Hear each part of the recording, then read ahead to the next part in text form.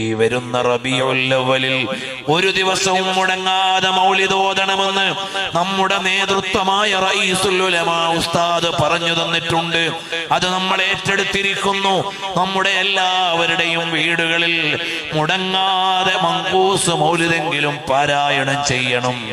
അത് ബുശ്റാ ലനാ, നമുക്കുള്ള ആനന്ദത്തിന്റെ മാസമാണ്.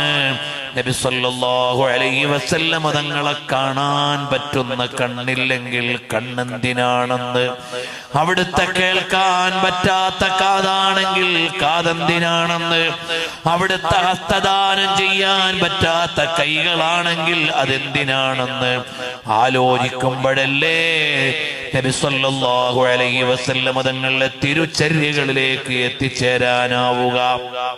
മഹാനായ ഇമാം അഹ്മദ് റിളാ ഖാൻ തങ്ങൾ മദീനത്ത് ചെന്നപ്പോൾ മഹാനവറുകൾക്ക് പറയാനുണ്ടായിരുന്നത് തു സിന്ദാ ഹേ വല്ലാഹ്, തു സിന്ദാ ഹേ വല്ലാഹ്, മേരേ ചശ്മേ ആലം സേ ചുപ് ജാനെ വാലേ.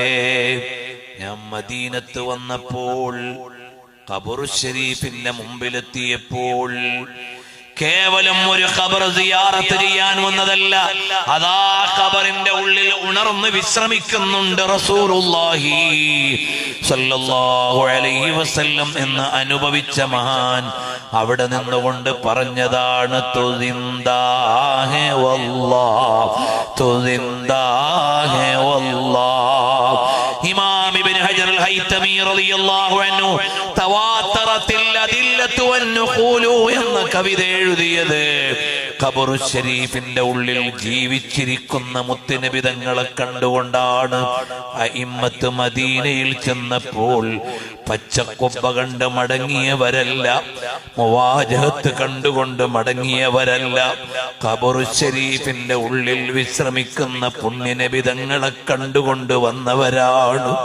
അവര് കണ്ടുകൊണ്ട് മടങ്ങിയപ്പോൾ അവരുടെ തടി തിരിച്ചു പോന്നപ്പോഴും ഉടല് തിരിച്ചു പോന്നപ്പോഴും അവരുടെ കൽബ് മദീനയിലായിരുന്നു.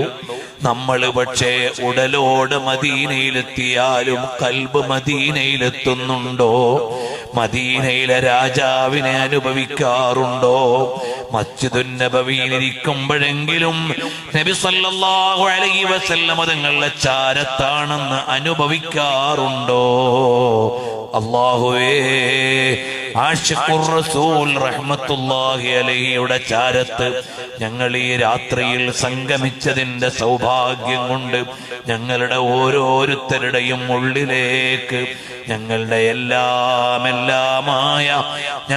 എല്ലാമായ പുണ്യപ്രഭുവിനോടുള്ള പ്രണയം ചേർത്തു തരണം അല്ലാഹ്.